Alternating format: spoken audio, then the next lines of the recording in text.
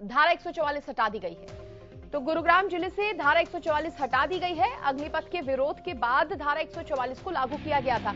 जिस तरह से विरोध प्रदर्शन बढ़ता जा रहा था, उसको कहीं ना कहीं कंट्रोल करने के लिए, उसको देखते हुए धारा 144 लगाई गई थी, जो कि अब हटा दी गई है।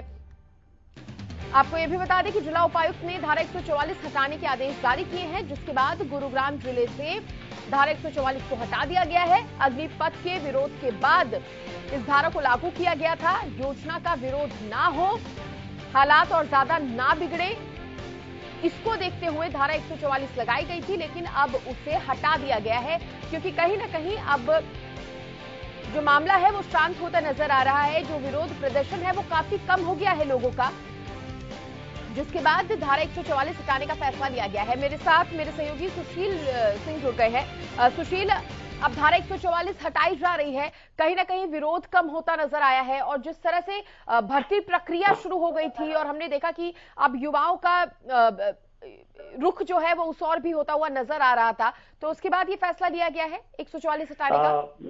देखिए सृष्टि, पूरे हरियाणा के कई जिलों में विरोध देखे गए थे। गुरुग्राम में भी देखा गया था। रेवाड़ी से जो टच इलाका है, उस इलाके में बिलासपुर चौक पे 8 से ज्यादा घंटों का जाम लगाया था युवाओं ने और प्रदर्शन किया था। साथ ही खड़कनगर पटौदी इलाके में भी प्रदर्शन हुए थे, और इसको देखते हुए डिप्टी कमिश्नर गुरुग्राम ने, जिलाधीश ने धारा 144 इंपोज किया था, और इस धारा के तहत 4 से ज्यादा लोगों को एक साथ इकट्ठा होने की मनाही थी। हालांकि धारा 144 जब भी कहीं इंपोज होती है तो नियत समय के लिए होता है, और ऐसे में अब जब देखा जा रहा है कि कहीं इस तरह का कोई विरोध नहीं है, प्रदर्शन नहीं है, तो डीसी ने वो धारा 144 हटा दी है। युवाओं की, सुशील, अगर मैं ऐसे में बात करना चाहूं तो क्या उनके अंदर का जो रोष था वो कम होता नजर आ रहा है, क्योंकि कहीं ना कहीं सरकार की तरफ से कुछ इंप्रूवमेंट, कुछ बदलाव योजना के तहत किए गए?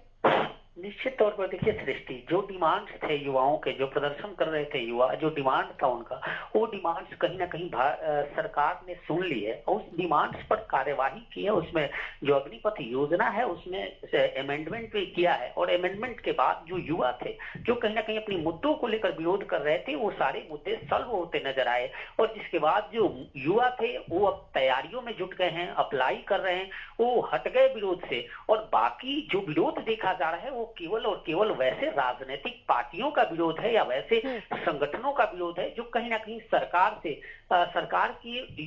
की योजनाओं पर सहमत नहीं होते, अब वो विरोध कर रहे हैं। लेकिन जो व्यापक विरोध हमने 14 जून को जब योजना की घोषणा हुई और उसके बाद जो 3 से 4 दिनों तक व्यापक विरोध देखा गया, वो विरोध अब कहीं देश में नजर नहीं आ रहा है। चलिए सुशील, बहुत शुक्रिया आपका खबर पर तमाम जानकारी देने के लिए।